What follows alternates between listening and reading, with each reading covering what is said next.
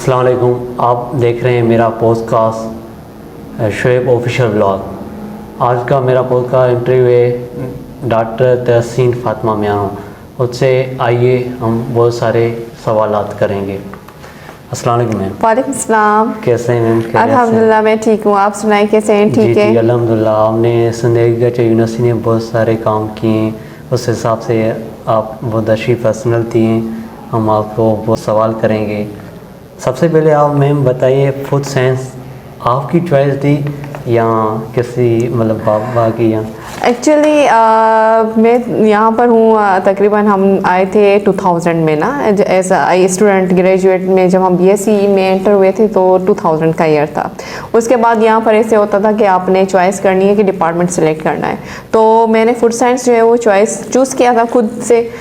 लेकिन हमारे फादर भी इसी डिपार्टमेंट में थे, लेकिन वो हॉर्टिकल्चर में थे, फिर यहाँ पर आए ना। तो that's why I have chosen this on my behalf. मेरी खुद की चॉइस थी। माशाल्लाह बहुत अच्छा।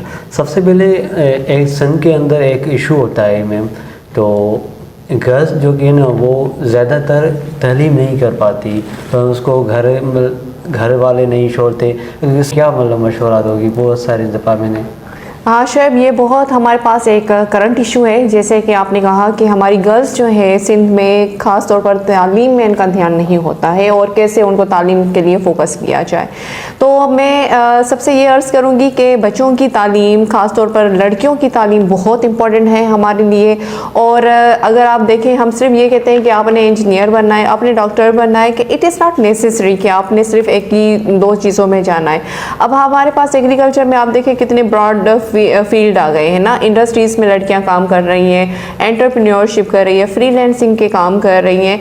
तो एजुकेशन का मतलब ये है कि this is what you are getting the education.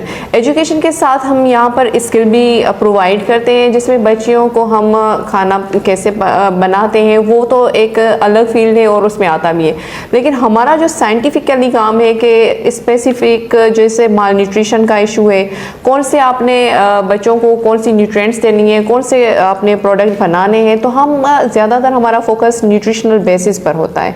तो मैं ये गुजारिश करूँगी सबसे कि अपनी बच्चियों को हमारे पास फूड साइंसेस में जो है छोड़ें और वो जो है हम उनको ज़्यादा एजुकेट करें, उनको स्किल परफॉर्म करें, जैसे वो अपनी लाइफ को अच्छे तरीके से स्पेंड कर सके। जो बॉयज़ और गर्ल्स हैं ग्रेजुएट तो हो जाते हैं, उसके बाद कौन कौन सी जॉब होती हैं जो उसको? शायद देखें, एजुकेशन का मतलब ये नहीं होता कभी भी इस चीज़ के लिए ना पढ़ें कि मैं पढ़ूंगा तो मुझे जॉब मिलेगी।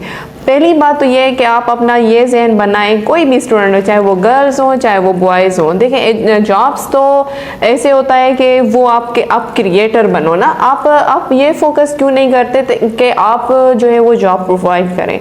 आप ये ना करें कि गवर्नमेंट हमें जॉब देगी या यूनिवर्सिटी हमें जॉब देगी। यूनिवर्सिटी में हमारे पास जैसे भी सीट्स वैकेंट होते हैं वो एक ऑफिशियल अनाउंसमेंट होती है, डिपेंड करता है बैचलर लेवल पर है, मास्टर लेवल पर है, PhD लेवल पर है, गर्ल्स की सीट्स हैं या बॉयज़ की सीट्स हैं।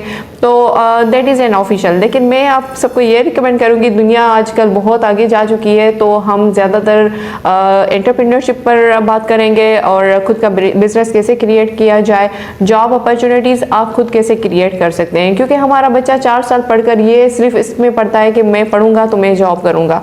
लेकिन मैं ये समझती हूँ कि मेरा तो ज़ाती यही ख्याल है कि हमारे बच्चों में बहुत स्किल्स हैं। जब भी मेरी स्टूडेंट से बात होती है, चाहे वो गर्ल्स हों चाहे बॉयज़ हो, उनके पास बहुत नॉलेज है और बहुत स्किल्स हैं।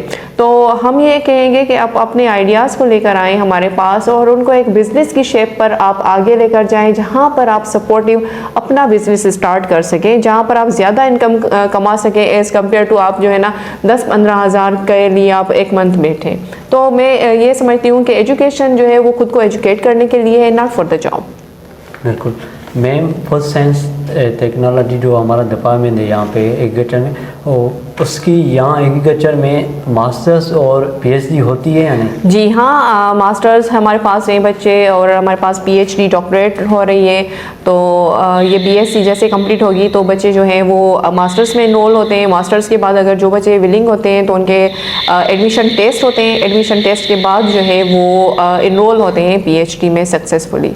जी मैम, मेरे ख्याल से जो एग्रीकल्चर से स्टूडेंट है सबसे ज़्यादा मतलब स्कॉलर उनको मिलती है आउट ऑफ कंट्री के, क्या आप बताएं। देखें, हाँ, जो जितने भी एजुकेशनल इंस्टीट्यूट होते हैं, अगर हम एग्रीकल्चर की बात कर रहे हैं तो अल्हम्दुलिल्लाह हमारी यूनिवर्सिटी सिंध में सिंध एग्रीकल्चर यूनिवर्सिटी टंडोजाम वाहिद एक एग्रीकल्चर यूनिवर्सिटी है जो यहाँ पर बहुत हज़ार बच्चों को एजुकेशन प्रोवाइड कर रही है। तो हमारे बच्चों में एक टैलेंट भी है और हमारे पास ये अपॉर्चुनिटीज़ भी है। उनको नीड बेस पर स्कॉलरशिप होती है, फॉरेन फंडेड स्कॉलरशिप्स होती हैं, कुछ प्राइवेट फंडेड होती हैं, कुछ सेल्फ फंडेड होती हैं। तो यहाँ पर हमारी यूनिवर्सिटी में बहुत सारी अपॉर्चुनिटीज़ हैं जो बच्चे स्कॉलरशिप अप्लाई करते हैं और इनके लिए इंशाल्लाह इन फ्यूचर में भी बहुत सारी अपॉर्चुनिटीज़ आने वाली हैं जहाँ पर बच्चे इजीली अपनी स्कॉलरशिप अप्लाई कर सकते हैं। जी मैम, काफ़ी लोग ऐसे हैं सन के अंदर जो अपनी तालीम कंटिन्यू नहीं करते क्योंकि यहाँ पे मतलब मेरे सिस्टम का थोड़ा ऐसा हुआ है। आप बताएं उनके लिए क्या पैगाम है ताकि वो अच्छी तरह तालीम करे तो मिल जाए उसको। बिल्कुल शुएब, देखें, एक तो बात ये होती है कि तालीम को कंटिन्यू करना हमारे लिए एक बहुत बड़ा चैलेंज होता है। हमारे पास इतने बच्चे होते हैं जो पीछे उनका बैकग्राउंड होता है, फैमिली होते हैं, पुअर होते हैं, सपोर्ट नहीं करते।